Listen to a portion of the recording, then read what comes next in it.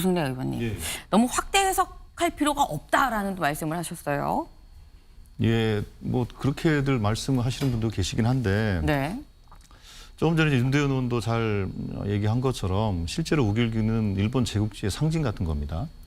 근데 그거를 자위대함의 문양이다라고 사실은 그렇게 그것도 일종의 물타기인데요. 그런 식으로 표현한 건 적절치는 않은 것 같고요. 아까 뭐 97년, 2007년 뭐 이렇게 이제 들어왔다고 돼 있는데 네. 2018년인가는 그때 그 우길기 를 개항하는 문제를 가지고 네. 한국 정부와 일본 정부가 실갱이를 하다가 결국은 안 들어온 사례도 있었습니다. 저거는 실제로 예를 들면 어떤 상징 같은 것들에 대해서 네. 그 나라가 좀 불편해하고 그걸 좀 문제 제기를 하면 사실 일본 입장에서도 충분히 수용이 가능한 부분이라고 보고 있거든요. 왜냐하면 그게 우길기가 아니라 예를 들면 일본의 국기를 개항하고 오면 되지 네. 않겠습니까? 근데 굳이 저렇게 우길기를 달고 온다는 것 자체가 좀 이해하기 어렵고요. 네.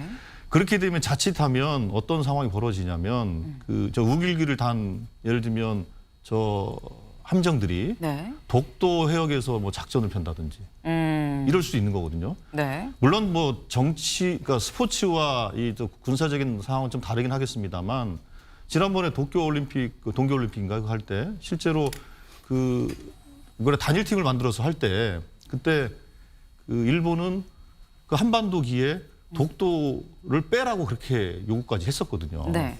그거는 이제 IOC가 중재를 해서 그렇게 수용을 했습니다만 그런 것처럼 사실은 모든 사안들은 그렇게 정치적으로 해석이 되기 때문에 네. 그 문제에 대해서는 우리가 충분히 주권 국가로서 일본에 항의 표시를 하는 게 맞았다고 보고 있고요.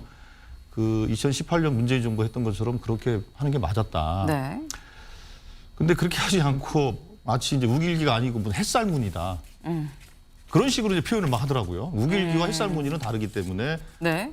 문제가 없다. 뭐 이런 식으로 얘기하는 것은 좀 적절치 않은 것 같아요. 일부 언론도 그렇게 또 보도가 되더라고요. 햇살무늬라고 표현을 한다고요? 그렇게 표현하더라고요. 아하, 네.